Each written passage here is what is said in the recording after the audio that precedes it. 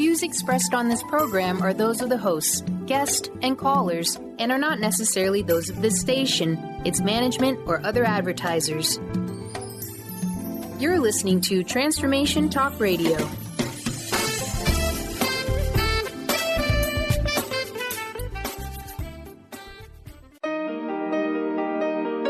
Welcome to the Dr. Pat Show. Talk radio to thrive by. Powerful, inspiring, and coming to you live, bringing you stories of people like you and me, busting through and living life full out. Get ready to dare to wonder what your life would be like if you knew you could not fail.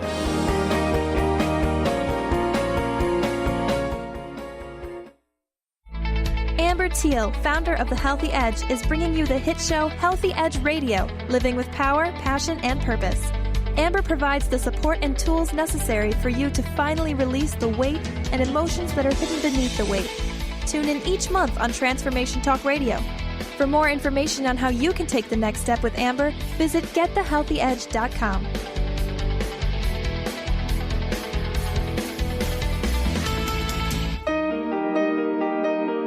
Welcome to the Dr. Pat Show. Talk radio to thrive by. Powerful, inspiring, and coming to you live, bringing you stories of people like you and me, busting through and living life full out. Get ready to dare to wonder what your life would be like if you knew you could not fail. Hey, everybody. Welcome, welcome, welcome. Welcome to the show. And we have got a doozy for you. I'm trying to adjust my little mask here to get this all working right. Happy Halloween. Yeah. And we're keeping up with the theme that we had earlier, just so you know. And that is, we're talking about what? One day each year, you feel like you fit in. I'm telling you, I'm sitting here as Glenna is my witness. And yep, got the mask on. We're doing Facebook Live. Questionable Conversations. Dr. Glenna Rice joining me here today. Is today that one day? Is today that one day that you feel like you do fit in? What is it about this? Happy Halloween, everybody out there. We're having questionable Halloween conversations. Me, Dr. Glenna, and our very special guest, Kara Wright joining us here today. Now, for those of you, I want to just say who Dr. Glenna is, but you mostly know. She is a fabulous Access Consciousness facilitator, but she's also someone that helps us understand how to become more aware on how to live our lives in the most amazing way. She lives in the world of possibilities. If you want to find out more about her, go to glennarice.com, and we're going to also tell you how you can participate in some of the things she's doing in the world. Kara is someone that knows, like, here I am. How do we demand the universe to do things? How can I make my life work in different ways? How can I have success in all of them? So today we're going to be talking, the three of us, and looking at, have you ever felt different? Welcome to the show to both of you. Yeah, thank you, Dr. Pat. Beautiful introduction. And welcome, Cara. I'm so excited to do the show with you. Thank you. Yeah. So let's start with that question. I mean, I am here today because I've got myself, and I've got, in the back, I am imagining myself the fire dragon in Game of Thrones. So there we go. So this is today. I get to be that. If I would have gotten my haircut done sooner, I would have been 11 from Stranger Things, right? But this is the day that we get to feel different and feel, I love this word, normal. So let's talk about, have you always felt different? I want to start with you, Dr. Glenna. Have you always felt different? Yes. And I always tried to be normal. And I didn't do it that well. And actually, this was one of my favorite holidays. I'm born in October. Always loved Halloween and loved the day to dress up, which I'm not really dressed up today, except I got black on. And it was always such a great evening, or trick-or-treating, or when I was older and a teenager and went to costume parties. I always had such a great time on this day. And there's something about being able to be different with ease on the Halloween day. I think for me, there was something that I could kind of be me more than I was able to be most of the time in my normal suburban life that I grew up in. But now I am totally willing to be definitely different. So normal. Well, let me ask Kara, isn't this the day where even though parents may not go out and get dressed up the way they normally would, they totally get into whatever it is they think their kids should or shouldn't be? And I was sharing this through the last show. I was talking to a parent who was giving me an example of her child giving 3 characters that she was thinking of being, just so you know. One of them, of course, was Wonder Woman, and I shared why Wonder Woman is so important. The other one was Harley Quinn from Suicide Squad. The third one was 11 from Stranger Things. And Mom was like, no. In her mind, she's telling me, I'm thinking, oh my gosh, I got to tell her to be the women, the characters with the long hair. And so the kid said, I want to be 11 from Stranger Things. Let's go get my hair cut. No wigs. No. I mean, right? I don't know. Do you know any children that really wear wigs if they can like get the real haircut? No. Because this is a generation of kids. They don't really, different is the new normal for them, right? Let's talk about why we have such a need to fit in. What do you think that need's about? Kara, why don't you take that one? Well, that's like a big topic. Yeah. I think for me, like especially with Halloween, I always think of my mom because my mom really loved Halloween. She always made our costumes. It was a big deal around Halloween. So Halloween is my favorite holiday as well. Oh, cool. And I think with the need to fit in, I know for me, not only is it taught to you from a very young age that it's important that you fit in with your peers and that you match, but also I was very aware of like what that meant for my family. Like if I was weird or different, how did that reflect on my mom?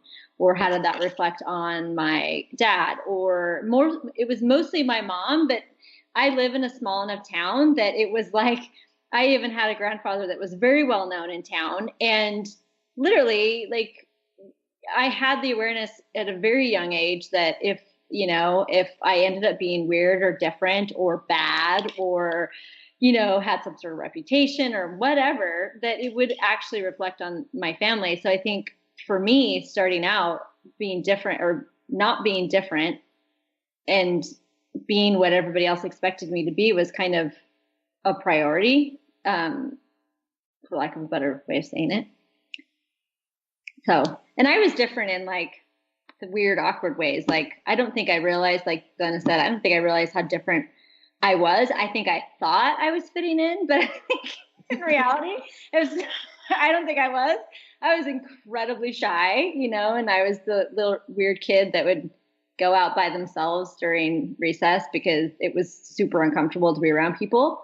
And I actually never, even though I wanted to fit in, I never knew how to fit in. So it's a very big, complicated topic. I think it's true for a lot of kids and adults. It doesn't go away when you hit 18. It didn't for me anyway. 18. It hasn't gone away now.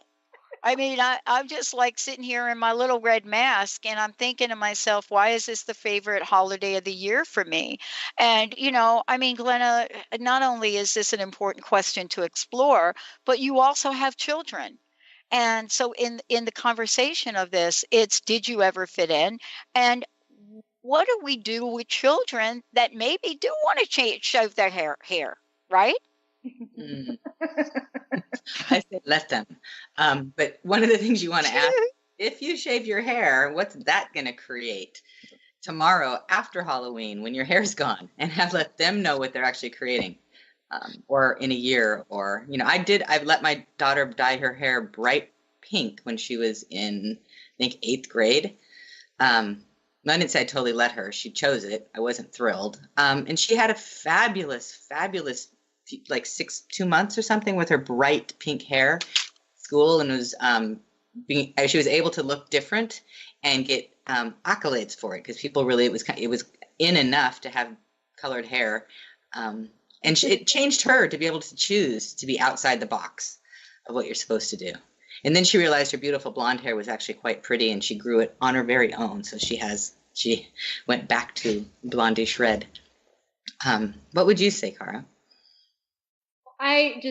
With your conversation, I was thinking about in high school, like I would do, like when I got a little bit older, I actually really desired to be different, and I would do it in very subtle ways. But the minute what would happen is like you end up kind of being a trendsetter because, especially with the level of awareness that I had growing up, I think I would be aware of something that was coming in, and I would do it. Like a lot of times it had to do with my hair or my makeup or the way that I dressed or all of that stuff. And I would do it. And then, I would be totally different, like your daughter. And then other people would start to do it. And that was the minute I was like, oh, well, I'm not going to do it now because now everybody's doing it, So then it's funny how you go from like trying to be normal and you go to like, in your teen years of like, no, I want to be different. And so then it's like, every time like the normal comes up, you're like, no, I'm going to change. And then I'm going to change directions. So then I became somebody who just was always changing. I still do that. I get so bored with how I look. I like to change things up. So. Well, I want to ask you this, but here we are today, and look at some of the things we do in the world. I mean, I love going on. I mean, if you look at some of the people that I've interviewed on ghosts and goblins, and I just did a whole show on Jedi here with Daniel, and we're talking about the dark, the Force and the dark side. And, I was talking the other day about why The Walking Dead is one of the most fascinating television phenomenon of this generation and multiple generations. And then we could also talk about the X-Men, can't we? Yep. Yes, we can. Yes, we can. Let's talk about them, because I've never really seen more angst about what X-Men should be, what the franchise should do, what they shouldn't do. Should we make a TV thing of them? But what is it about the X-Men phenomenon? Now, even in pop television show I think it's called Gifted, which says, wait a minute, why are we treating these people less than? I mean, isn't that a phenomenon in itself, Cara? It definitely is. Glenna, you were going to say something. Oh, I was just going to make a comment about The Walking Dead, because so many people are walking around dead in this reality already anyway. It's they're kind of exciting dead people. That's just my interesting thing. Well, yeah, they are the Walking Dead, and they are walking around dead.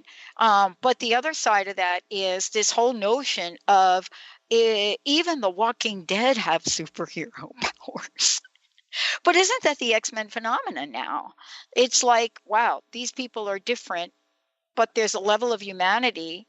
And how do we understand our differences in a way that helps us in the world we live in and live in possibilities? It's a good question. And the thing that I find always interesting, even though those movies I love the X-Men movies, and I've actually watched Gifted, and they do highlight where, like, a couple of things. They highlight where you can be unique to yourself. Like, it's very rare that it doesn't happen. So any X-Men capacity that shows up, there isn't another X-Men that has a similar capacity. So they always really make sure that that person is completely unique and individual.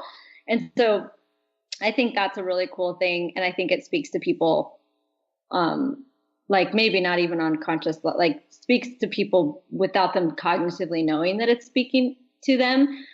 But I also always think it's very interesting too, because I've watched the show, the Gifted show, and now it's starting to be this situation where you've got the X-Men and then you've got the normal, quote unquote, normal people, and now they're starting to war. So I was like, last night I was watching, I'm like, why does it always go that direction? Like, why does it always have to be this, like, they're different, so there's an antithesis, and now everybody's going to fight, and they're trying, it's like, I would love for someone to create a show where people show up different and have those capacities, and everybody goes, I want to do that.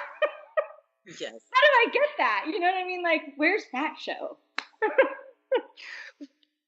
But this is really the movie of our lives, too, that we're talking about, isn't it? I mean, I love that we get to talk about our pop culture in a way that demonstrates that there are things that are happening in the phenomenon of theater movies, and that's just not in the United States, it's worldwide, which are bringing to bear extraordinary imagination to honor the different, honor the gifts, call them gifts, and it's fascinating about the whole idea of X-Men. Let's take a short break. When we come back, we will be talking about this and much more. Stay tuned. Today, happy Halloween from all of us here. This is Dr. Glenna Rice. This is Questionable Conversations. I'm Dr. Pat.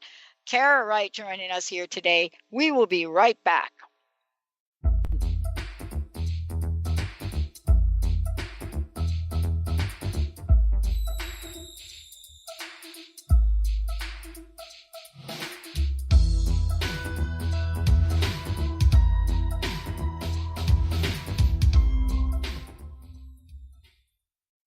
Integrate spirituality into your everyday lives on Universe Soul Heart Radio. Tune in each month on Transformation Talk Radio as Kathleen Johnson explores the concept of sensible spirituality, keeping you grounded, connected, and centered on the path to wholeness. Kathleen has dedicated her life to facilitating holistic healing and wholeness in others. Listen to Universe Soul Heart Radio and learn how to flourish, grow, and impact all we do on planet Earth. For more information, go to universesoulheart.net. Now you can be a part of one of the most powerful programs to help create a more joyful, loving, abundant, and peaceful world.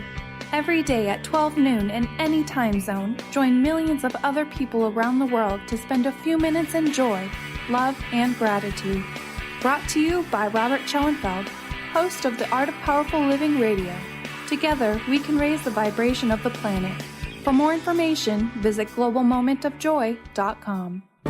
If you're dealing with fear and anxiety, you've probably noticed that the more you fight these emotions, the stronger they seem to get. Dr. Friedemann Schaub, the author of The Fear and Anxiety Solution, explains that instead of suppressing, we need to identify and resolve the deeper, subconscious root causes of fear and anxiety. His personal breakthrough program has helped thousands worldwide to overcome their emotional challenges. To learn more, visit thefearandanxietysolution.com and schedule your free consultation with Dr. Schaub now. Hey, did you know why they call the foundation? It's called the foundation because it completely eliminates your foundation for what you thought your reality was and creates a whole new space where you can have an entirely new reality that is foundationless. So from my point of view, they should call it the unfoundation or the foundationlessness. Either way, there's a big new global rewrite happening again because these guys cannot stop changing. There should be like a Change Anonymous that Gary and Dane go to.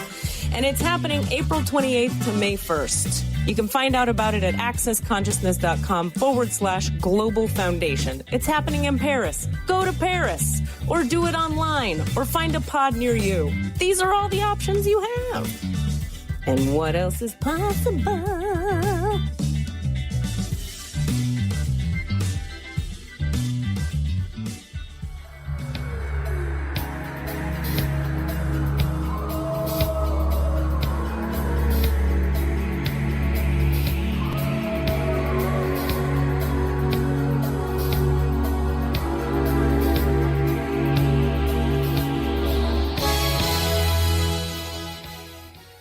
Oh boy, it makes me want to go get my MJ red jacket.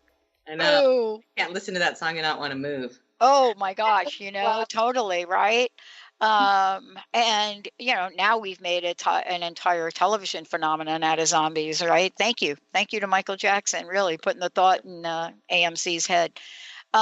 Before we get into this conversation about being different, and this is an important conversation. I know that we're using Halloween to sort of talk about it, but I'm somebody that was classified as a very young age as, now they call me learning different. But that's not what they said when I was a child, right? There are things that we say to our children that we grow up with adults that our differences seem to mean less than. And we're going to talk about that today. But before we do, what I would love to do is, starting with you, Dr. Glenna, how can people find out more about you? How can they find out about your upcoming workshops? How can they work with you? And then Kara, for you too. Okay, the easiest way to find me is to go to glennarice.com, and then you can find all the links. You can find my email and my links to my Access site. But accessconsciousness.com/Dr. Glenna Rice, you can find all my upcoming workshops that are happening around the world, going to some exciting places. And Facebook too. Facebook. Yeah, let's not forget Facebook. Yeah, I always forget Facebook and Twitter. You can find me on those places. Instagram too now. I'm starting to do Instagram. Yeah, I'm starting to do Instagram too, but I'm not like doing a great job of that. But that's why we have Jessica. Social media mavens. So for me, you can also find me on the accessconsciousness.com site. You can just search for Cara Wright. And also there's a microsite that is specific about the X-Men body of work that Access has, and it's accessconsciousness/X-Men, and it has all sorts of information about the body of work, and it also has all the upcoming classes with me and the other facilitators that do these classes. That really is a great opening for me to ask you about that and the work that you do in the world, because I think that we're starting to see in a number of places where being different is not looked upon the way it used to be. And I mean, do I have our pop culture to thank for that? There are a lot of reasons for it. But Cara, I would like to ask you about your body of work in this facilitation of X-Men and being an X-Men facilitator, and what that means for how you work with people that are labeled different. Clearly, I shared with you that I found out when I went back to for a doctoral degree that I had a learning disability. And I found out because I was sitting next to a woman, and we were kind of on a mentoring team, and she was watching me write formulas down on the paper. And at that point, my first year, I was failing. And she's watching me write the formulas down on the paper, and she looks at the paper and she looks at the board. And she said to me in a very strong accent from Thailand, "What are you doing?" And I looked at her and I'm like, what do you mean? And she's pointing to the paper and pointing to the board. And she says, "What are you doing? What are you writing? You're drawing the wrong thing." And I looked at her and I said, "No, I'm not." And what I discovered was she was right. I was wrong. And that led me on a journey to appreciate what it was and why I was learning different. That learning difference today is what makes me good at what I do right now. But I wanted to talk to you. How many people do you work with that are in a similar situation? And how attached can we get to a label that really doesn't serve us? Yeah. So the X-Men body work is something that Gary Douglas, the founder of Access, kind of created and did classes. And now we have facilitators that are doing the classes. But what we look at is everywhere people have been labeled with disabilities, and we look at it from the point of view that is it a disability or is it actually an ability? So people who have, we used to talk about autism, ADD, ADHD, OCD, dyslexia, and what has been actually occurring more recently in the last, I'd even say year or two, is that the labels have gotten actually more specific and more creative. So those are real broad spectrum labels, the ones that I just mentioned, and now all sorts of very very specific labels. And the thing that we talk about a lot is when you do label something as a disability, does that actually give you access to whatever that thing is that you be that's so different that people don't understand it enough that they're labeling it? And like you said, most of the time people, it's the people who, the Richard Bransons, the people, pretty much all of, the tech world in California. I mean, most of those people have some sort of way of, and really what it is it's receiving and delivering energy, because most X-Men, when we run into them, have a completely unique way of interacting with the world, whatever label they have.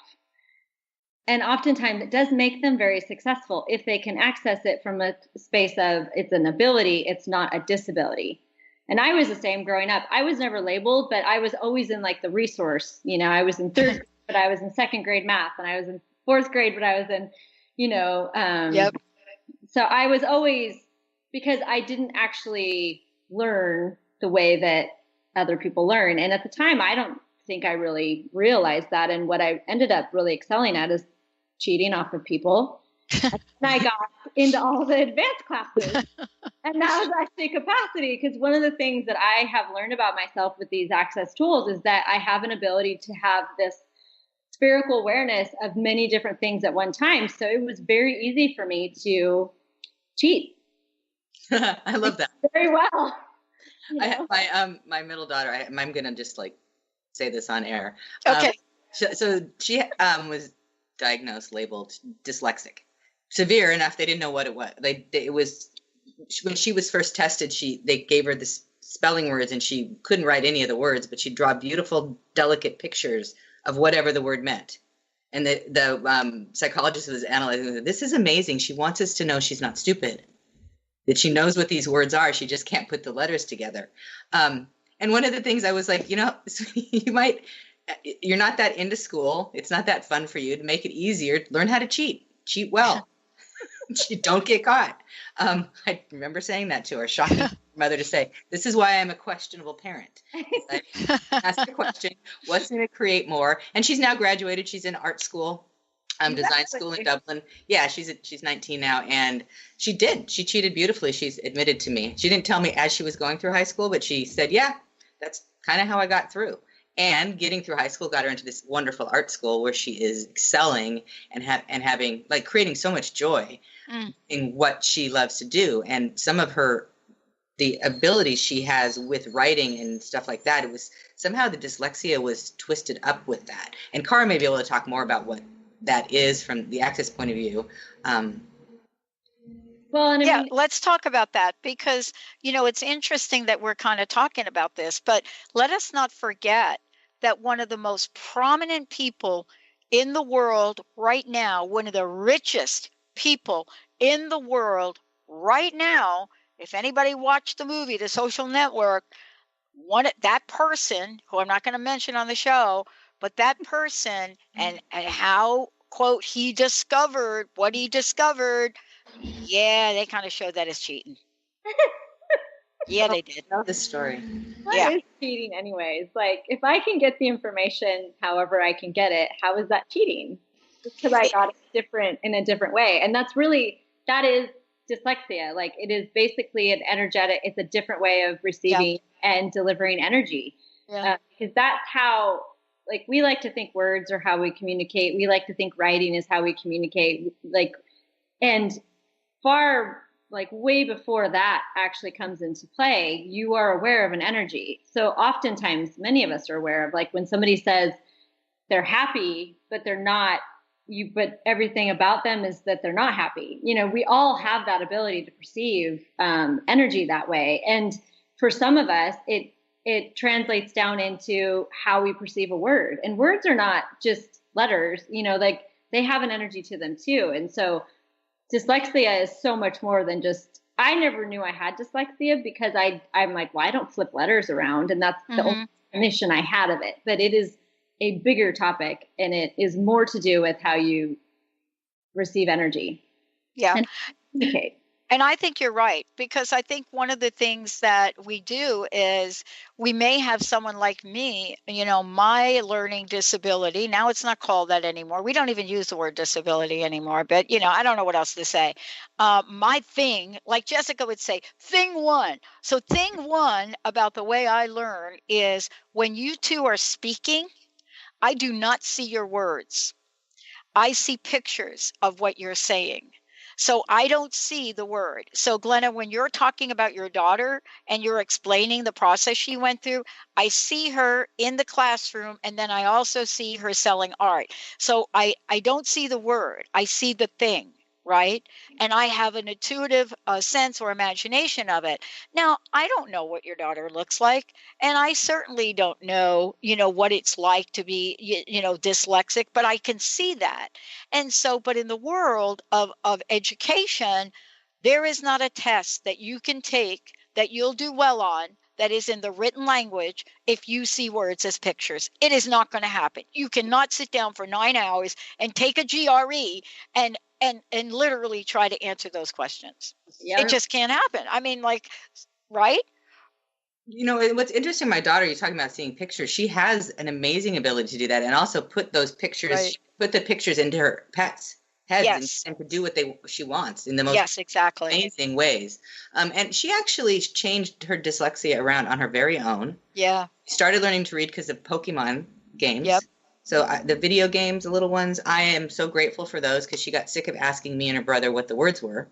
And then going into 9th grade, she just chose to turn it around and went from a 2nd grade reader into a grade level reader that year. She almost came into that after going to an amazing access class, actually. And I think that's what we're talking about today, because we have all turned it around. I mean, I'm sitting here with 14 years of interviewing people. I've read over 9,000 books. And if you were to put me in the box that we just talked about, people would mostly say that doesn't work. I just read differently. And Yeah. Kara, isn't that what you're saying? Yeah. That our differences are not a detriment. And isn't that what this is about today? You know, we're talking about Halloween, but we're really talking about characters that are being revered in the world, and they are different, but they've turned their differences around. Isn't that what we're really talking about here today? And aren't we going to, share with people, how do we turn those around? How do we turn those around, Dr. Glenna, Kara? How do we turn those around? Well, I mean, and that's one of the main things we do in the X-Men body of work is one of the main thing is starting to have it be the label as the disability, and starting to look at okay, so how is this actually an ability, and how can you use it to your advantage? And because you can relearn, it's almost like a relearning of how you function in the world, and that what we do in Access, where we basically, get rid of and dissipate all the points of view that keep it locked in as a disability, and start to look at well, if it wasn't a disability, what would it be? Uh-huh. And how can you excel at use whatever that is? Oftentimes, like Glenna's talking about with her daughter seeing pictures, people who do have some of these, especially autism, one of the things that's a hallmark of people who have autism is that they do see in pictures. And they don't just see, it's like you say cat, and a person who has autism is going to basically, in their mind, all of a sudden, every single cat that they've ever felt, seen, heard, will pop into their head. And so it does allow you to have access and be able to be really good at a lot of things if you stop looking at it like it's a disability, and you're able to actually look at it like, okay, so this is how I am, and this is what I can do. What could I use this for in my life? I think we have an image of a cat for Facebook Live that I think Carter is going to put up. But it really leads me to ask both of you, as a kid, let's talk about scary. Let's talk about Halloween. So this is my favorite holiday of the year. And so, I mean, what was it about growing up where all of these scary, horrible, whatever we want to call them, ghosts, goblins, all of the above, what is it about that did or didn't scare me?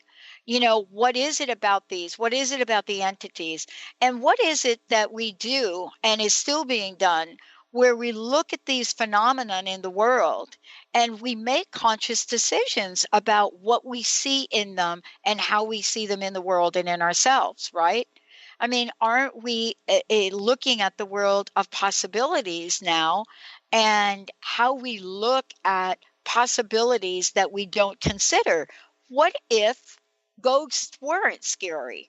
What if, well, one of my favorites, zombies were really okay? I don't know if that's going to happen, but you know what I'm trying to say, right? They're never going to be okay with me. I don't think they're going to be okay, but you know what I mean. Walking Dead people. Creepy how zombies get created, because it's always some weird misstep that we make in science that becomes this situational zombie. So that's always a little freaky to me, because I think it's a little too close to home. Yeah, I think it is too. Yeah, I think it is too. The whole biting thing is a little bit weird, but I mean, someday they're going to invent a zombie that they don't have to bite you; they can just touch you or something. I don't know. Is maybe write the letter Z on your forehead. I'm watching that movie. Yeah, but this is really the deal. So we have ideas that we look at, and let's talk about entities for a minute, if we could. We have imaginations, and we have ways that we see the world, whether the entity is something that is in our imagination or it is a phenomenon that is in our subconscious. And the question really becomes, some people don't react to ghosts and some people do. The question is, how is that so? Dr. Glenna, how is that so? Kara, how is that so? Well, a lot of this is awareness. You know, and one of the other things you talked about is fear. So fear is the thing that distracts you from awareness. And when you're afraid of ghosts, you tend to be distracted from the awareness of them. But I know when I never thought much about entities, but I definitely had a scary thing with some, like any kind of movie that had that in there, I just couldn't watch, which was actually a way I was distracting myself from what I actually had as an awareness of beings that don't have bodies. Entities are beings without bodies. We're entities with bodies. And when we don't have a body, we're an entity without a body. And they can show up in all sorts of different ways. And my favorite way of it ever being described is it's kind of like, I'm going to say the Mission District here in San Francisco. You're up in Seattle, it'd be like Pioneer Square. That it's like you've got everybody there. You've got weird homeless people, you've got brilliant billionaires, you've got moms and their kids, and entities pretty much show up on the spectrum of all of that. And some of them are bored, some of them try to scare you, some of them just want to talk to you and you perceive their energy, and that brings up this fear. Some of them are brilliant contributions to what you can create and information, and some of them are tricksters. And it's really always being a question like, what is this? And if entities that aren't there to contribute to you, you can send them away. Tell them to leave, go back. Do they realize they don't have a body? And there's lots of tools we have in Access that contribute to making that easier to get rid of entities. But really, the fear is usually an awareness of something that you're not wanting to perceive. Yeah. I mean, for me, I grew up with a lot of very horrible kinds of love in these, movies and stuff. You know what I mean? Yeah. I grew up with them. But I got to tell you, there is one movie that you will not go with me to see. And even the, when they come on the TV about it? Like the trailer about it or anything about it. There is no way I'm going to see this movie, It, where there's like some kind of clown thing in a sewer. And then the other one is with the, Chucky the doll or whatever that is. I mean, that is just, for me, must be a phenomenon that is so close to some childhood fear for me that my adult is like, no, that is off limits. And that is, I think, part of the process of what we do, isn't it? Some people can't go into a home that looks like or a motel that looks like the one from Psycho. Yeah. Do you want to say anything? Well, and I would say too, like the thing that's interesting about entities is that oftentimes we're talking about X-Men, but oftentimes like the awareness that you have of entities, everybody has the ability to be aware of entities, but some people have much more of a capacity to have a more full spectrum awareness. Everybody perceives them differently, but that's kind of like an X-Men thing. Like that might just be your thing, that you perceive energy in such a way that beings that aren't in bodies are actually very obvious to you when they're not obvious to other people. And what can happen when you're a kid is you might see something in the room and simultaneously have the awareness that everybody else in the room isn't paying attention to or seeing that particular thing. And that if you were to say out loud, there's a person standing there, somebody in the room might actually either tell you you're crazy, make you wrong, make fun of you. So oftentimes entity awareness is something that we suppress from a very, very early age. Mm-hmm. And, of course, all the movies and things like that, like those do make it a very scary thing. So then you buy into that. But the intensity of energy, like Glenna was saying, when you have such an intensity of energy come up around something like entities and you have like a real resistance to it, oftentimes it's because you actually have quite a capacity with them. Yes. And the reason why you're so dynamically resisting it is because somewhere in there, that. So what was funny when I first started doing this Access stuff and I started getting more awareness about and being willing to have more awareness, entities started showing up. Yes. Talk to me, because I can Yes. perceive them. And when you can perceive entities, you're very interesting to them, because you're one of the few people that notices they're there. Because if they're walking around and most people are not even seeing them, and you become very attractive. So having the tools to just ask, what is this? Is an entity, yes or no? Are they going to contribute to me? Yes, no. And then no, and say, okay, there's nothing I really have to say to you. You can go now to your next great adventures, or stop bothering me, or just, and to know that as a being with a body, you have so much more potency in so many ways. You actually have a body. Like, they can maybe knock over a candle or make a door shut, but I can do that really easy. I can pick up a candle, move it around the room. This is not difficult for me. And we make them more powerful or than we are. Yeah. And they aren't. They really, I've had so many gifts from awarenesses and information that I've gotten from beings without bodies that you were such just like things I wanted to create with my future, stuff about just so much stuff. And I've had them come in when I'm working on clients, and this person will come in and they'll have like an ankle injury, and the first thing they start talking about is some dead relative who wants to say something to them. And I find myself saying something kind of strange, and going, oh, why did I say that? Oh, it wasn't me. This being that they're talking about is trying to talk to them. Give them this information, and they never see me again. Like, their ankles are fine and they go away. I've had things like this happen a few times. I want to talk about this now, because I think this is an important time to really, really explore this. I've said this before, Glenna, and you've heard me say it. I don't know that I'd even be here talking with you if it were up to me by myself. Not only have I consider this divine guidance, whether it's an entity or Linda's mom. One day, Linda's mom, I think, was trying to get her attention, and she literally knocked the lamp off that she gave me, by the way, that was in my bedroom, that had no way that it was getting off the dresser and ending up on the floor. And by the way, the bulb doesn't break. And we heard the crash. And so we had to stop and say, what were we just talking about? How do we get that awareness? Because I mean, honestly, we still to this day, there's no way that lamp jumped off of the dresser 4 feet, ended up on the floor, right? Out of nowhere. There's nothing in the room. There's no dog. There's no cat. There's nothing in there.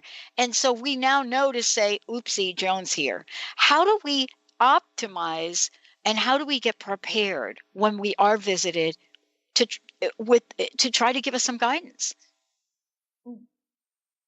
Oh, that's another big question. I would say, actually, the first thing that popped in my head to actually say is, be willing to ask a question, whether or not this being is there to actually contribute to you or not. Because sometimes it's like Glenna said, they just have the sense that you can actually be aware of them. And so they show up for you. And it doesn't, so many times people make those things significant, and making it significant, we actually cut off a lot of what we could be aware of and what we could receive from the entities. So what if it's just like an easy interaction, just like if you were to see somebody on the street?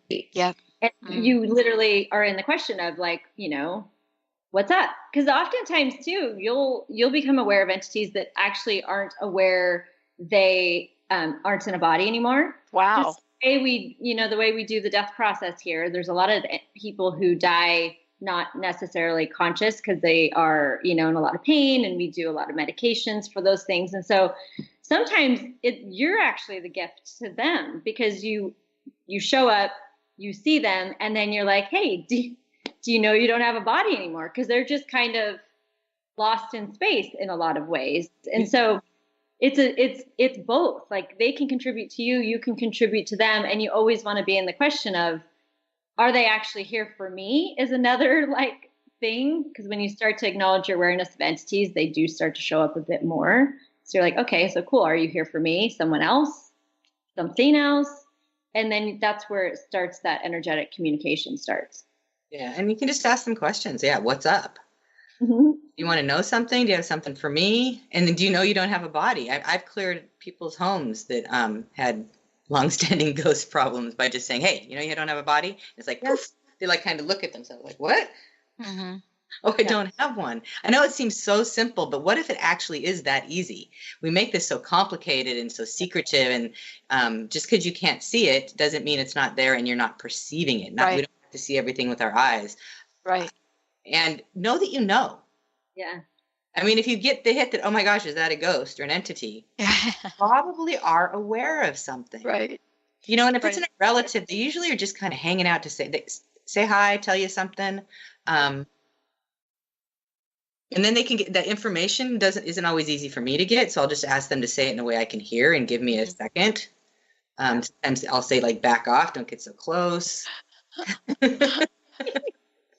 But I taught, if they're not scary to you and you're not coming from this place of unawareness, you can just interact with them like Cara was saying, in a way like you would if a stranger came to your door or a relative came to your door. How would you react or be with those people if they had bodies? So if you just see them as beings without bodies, how would you be with them? Yeah. And, and having said that too, it's like there are, just like in life, when there are certain people that are going to contribute to your life more than others, and that you can have those beings that show up again and again that are there to actually contribute to you. And many people have that. And they don't necessarily have to be people, beings. They can be all different kinds of beings. Like, I became really aware of how much I am aware of nature and like what you would say nature spirits or the energies that exist on the land. And oftentimes those energies, if you're willing to not kind of freak out, if you're willing to actually be with whatever that energy is, there's information, there's energy, there's ways that it can contribute to you. There's ways you can contribute to it. And all of it is such a cool communion, that if you stay stuck in the idea that all ghosts are poltergeists, you get to so. Oh, yeah. I mean, that's the movie that, honestly, you can't even watch twice. I wanted to, ask you both about the world of possibilities, because that is what we're talking about. And we're talking about being able to have this sense of knowing. I mean, simple example, then I'd like to hear from each of you about how this energy helps us step into the world of possibilities. I was cooking something the Italian the other day, and all of a sudden I reached for some kind of spice and put it in there. And I'm cooking it and I'm cooking it and I'm cooking it. And all of a sudden I thought to myself, my gosh, why did I put that in there? By the way, it tasted like super good, right? But it's like, that is not a spice that I would normally put in this recipe, but I did. I mean, isn't this sort of the acknowledgement of awareness, which is so natural, it's like breathing? Yeah, you knew that you knew. And you didn't question yourself and you didn't go into your head. So much of awareness is stopped by our thinking brain, our logical brain, because that's not logical in this reality to just pick up a spice and throw it in. You should have had a recipe, you know what's supposed to go with what, and you weren't even asking to experiment with different stuff that day. You were just being, your hand grabbed something and you put it in there. Like what did your body require from that spice? Usually when stuff tastes really good, our bodies are very happy we're eating it because it's something they require or are asking for. And you allowed your body to communicate with you to create that. That's fabulous. Life is so much more fun when we create from that place, when we're not being logical, when we're willing to follow the energies and have everything around us contribute to us that way. Even if it's as simple as putting a spice in your soup. Mm-hmm. You know, it just creates more for your life. Exactly. And can't we consider this? Now, this is what I want to talk about, because we're talking about the X-Men and we're talking about also gifted and we're talking about being different. But this is a way to take something that some people would call a gift and have it be a normal part, and my favorite word, a normal part of our operation, modus operandi, so to speak. And this is available to all of us. And I think that's really the main message for me today. You know, we have tools. And if we stepped into the world of possibilities, what we would learn is that these possibilities could be available to all of us, right? we may have to learn some tools, right? Like now I know to ask what else is possible in the middle of a complete crisis, right? But I had to learn that, and now I use it. Isn't it true though that this could be available for everyone? Absolutely. I think so. I mean, for me, these tools like the access tools in general, like my first bars class was when I actually like finally had that space to choose something more and to choose more possibilities. But all the tools, especially the X-Men tools, the entity tools, the ones that I always gravitated towards, the weird ones, of course, even within access. And it's like, it's allowed me, everybody knows the difference between when you're just watching regular television, when you're watching high definition television. Like we all have like a pretty good, like, it's like big. And then like, you know, they've come out with even more. It's that difference. It's like living your life in black and white or going to Technicolor, or living your life like not, you know, not having that high definition. But what it does is open you up to having that just acute sense of the definition, and everything's vibrant and colorful. And like Glenna said, it's more fun. Like, what if purpose of living was to have fun? Yes. And what if different was the new normal? Yay! That's my target.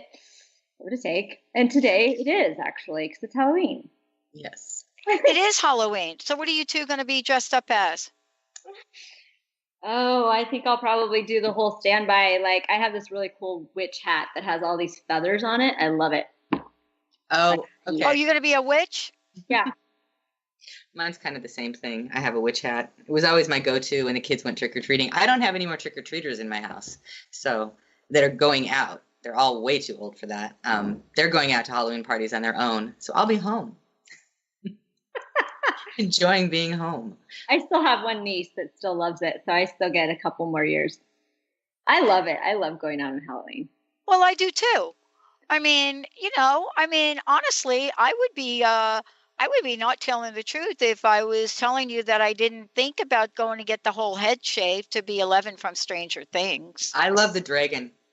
But I am the dragon thing because, funny enough, didn't make the top of the list, must say. Game of Thrones, and none of the characters in the Game of Thrones made it to the top of anybody's list. Why? Because we so want to tap in to that energy field in Stranger Things. You see, the phenomenon today that folks are tapping into is exactly what you both talked about. The energy of things, the X-Men, the focus on energy, even in the television show, Stranger Things, multi-dimensional universe. I mean, think about the energy of what people are tapping into.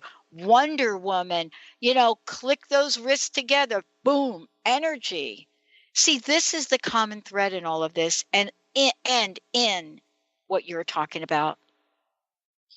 Yeah, and what if that energy it's like Technicolor, it's so rich and it's so available, and it's only us being either unwilling, unable, or refusing to be aware of it that stops us to have that as access that. And when we talk about the access tools, access consciousness is really about having the ability to access the consciousness of everything, and all of those energies are consciousness. Consciousness includes everything.